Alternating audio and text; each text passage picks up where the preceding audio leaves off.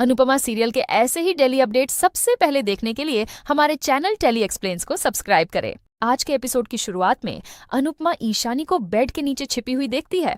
अनुपमा को राहत मिलती है और वह ईशानी से कहती है कि बचपन में जब भी ईशानी उदास होती थी वह इसी तरह बेड के नीचे छिप जाती थी। अनुपमा उसे बाहर आने के लिए कहती है, लेकिन ईशानी मना कर देती है। ईशानी रोते हुए कहती है कि परी मुझसे नफरत करती है, सब मुझे कोसते हैं, ये मुझसे बर्दाश्त नहीं होता। अनुपमा उसके पास जाती है और उसे गले लगाकर दिलासा देती है। पाखी और बाकी सब आकर ईशानी को देखते हैं और राहत की सांस लेते हैं। अनुपमा ईशानी को बहलाकर बाहर आने के लिए कहती है, लेकिन ईशानी मना करती है। अनुपमा उसे आश्वासन देती है कि अब तुम्हें कोई कुछ नहीं बोलेगा।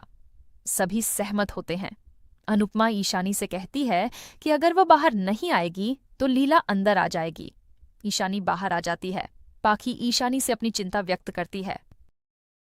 ईशानी रोते हुए कहती है कि मैं बहुत बुरी हूं, लेकिन मुझसे नफरत मत कीजिए। अनुपमा उसे गले लगा लेती है और सबको जाने के लिए कहती है। अनुपमा ईशानी से कहती है कि मुझे वादा करो कि तुम खुद को नुकसान नहीं पहुंचाओगी। पाखी कमरे में से सभी नुकीली चीजें हटाती है ताकि ईशानी सुरक्षित रह सके। ईशानी वादा करती है कि वह ऐसा कुछ नहीं करेगी। अनुपमा उसे शाबाशी देती है। अगली सुबह प्रेम और राही बाहर जा रहे होते हैं तो मोटी बा पूछती है कि वे दोनों कहाँ जा रहे हैं। प्रेम कहता है कि वे क्लाइंट से मीटिंग के लिए जा रहे हैं। मोटी बा पूछती है कि राही वहाँ क्या करेगी। प्रेम राही का साथ देता है और कहता है कि भले ही राही ग्रेजुएट नहीं है, लेकिन उसके पास जिंदगी का बहुत अनुभव है। जिंदगी ने राही को वो सब सिखाया है जो कोई कॉलेज नहीं सिखा सकता।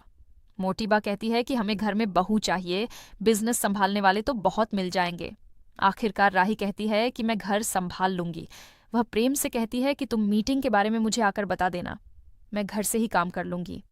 तभी पराग कहता है कि फाइनेंस की मीटिंग को गौतम लीड करेगा और प्रेम उसे देखकर उससे सीखेगा। यह सुनकर प्रेम और राही दोनों हैरान रह जाते हैं। माही खुश होती है। दूसरी तरफ अनुपमा और किंजल तोशु को काम पर जाने के लिए कहती है, लेकिन तोशु कहता है कि मेरी बेटी को इस हाल में छोड़कर मैं काम पर नहीं जा सकता। अनुपमा समझाती है कि तुम्हारे घर पर रहने से उसकी हालत सुधरने वाली नहीं है। अगर नौकरी नहीं रही तो वकील को पैसे कैसे दोगे। किंजल कहती है कि तुम्हारे पास नौकरी है तो उसकी कदर करो। इसी बीच शाह हाउस में पुलिस आती है तो सभी हैरान होते हैं। तभी मीता वहां आती है। अनुपमा पूछती है तो मीता कहती है कि परी ने राजा को थप्पड़ मारा है, इसलिए मुझे आना पड़ा। मीता इंस्पेक्टर से कहती है कि इसी लड़की से मेरे बेटे की जान को खतरा है। परी मीता को छेड़ते हुए कहती है कि राजा बेटे ने मम्मी को शिकायत कर दी और मम्मी यहाँ पर चली आई। मीता और परी में भयंकर बहस शुरू हो जाती है। अनुपमा परी को रोकती है और मीता से कहती है कि परी से गलती हो गई। मीता कहती है कि परी अगर गलती से राजा को चाकू मार देगी तो भी वह मर्डर ही कहलाएगा।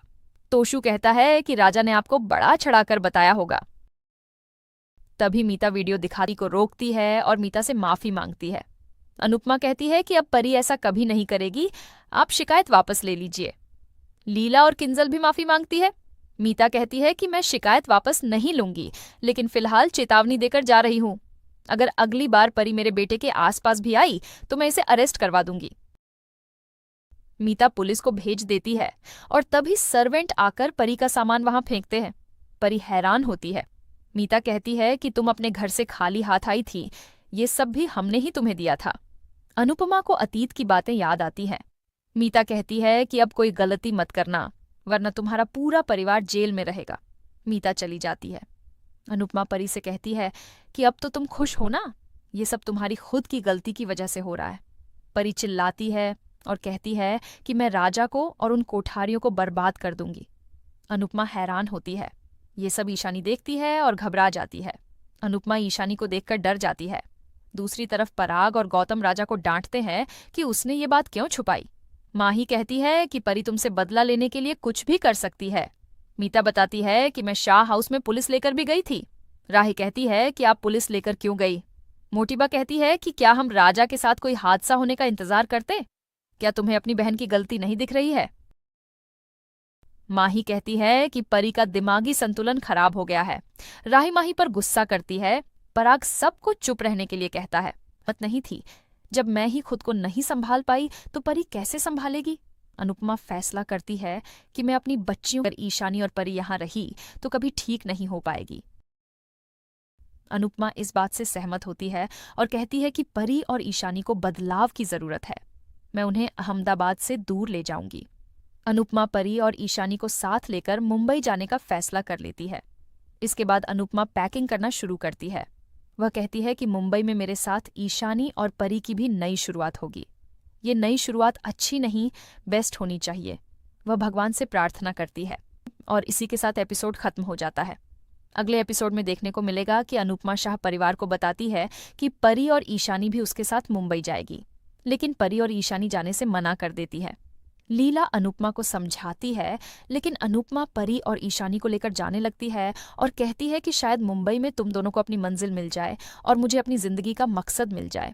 आज का एपिसोड आपको कैसा लगा हमें कमेंट करके ज़रूर बताएं। साथ ही ऐसे ही डेली अपडेट्स के लिए इस वीडियो को लाइक करें और हमारे चैनल को सब्सक्राइब ज़रूर करें।